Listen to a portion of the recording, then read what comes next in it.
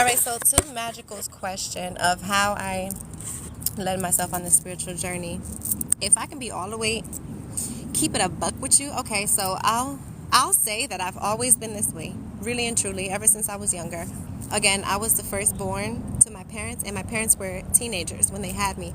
So I believe that when you're born into that type of situation, you automatically have like this ethereal extraterrestrial guidance, because the creator, like, the Most High knew that you were coming in and you were the firstborn and you need more guidance from the other realms than, let's say, if you're the sixth born or something like that. So immediately I felt covered from a young age. From a young age, I was always very different. Again, I grew up with the wisdom of elders around me all the time. And so, it just always resonated with me when they would say certain things and be certain ways and have certain things that they would do.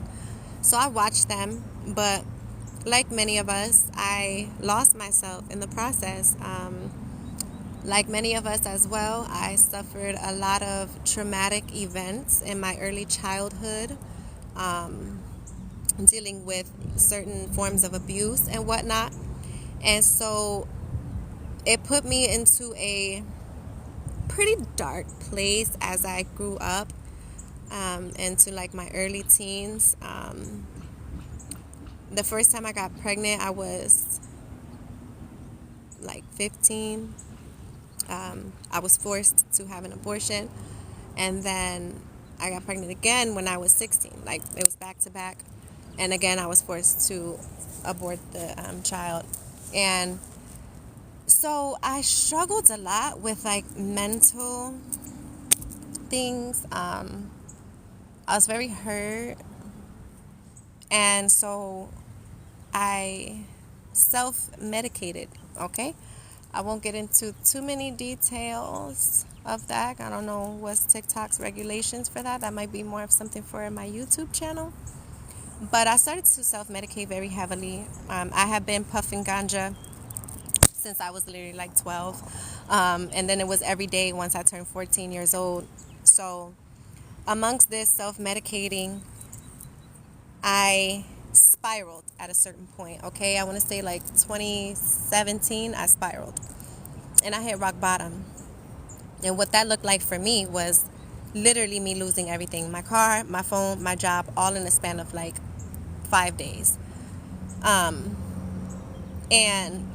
this was here in Georgia, and I knew that Georgia wasn't for me. There's no beaches here. If it don't have no water, I can't get with it. That's just me. I'm a beach girl.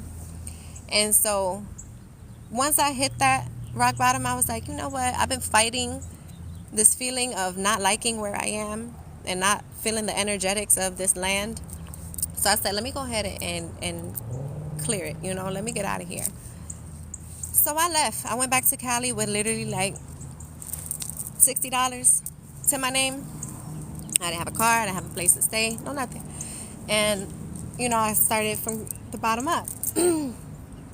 Now that's at this point, it was 2018, the end of 2018, right? So remember me telling you that in 2017, I hit rock bottom, okay? Again, I don't know how sensitive TikTok is with what I can say, so I don't really want to go to say what it was that happened, but something happened, right? I got real close to like not being here, okay? And so 2019, I left. 2018, I tried to recover, but I kind of like fell off the bandwagon a little bit. And so I put myself into this isolation, and I realized the only way through it is to get out, right? So I left. I went back to California.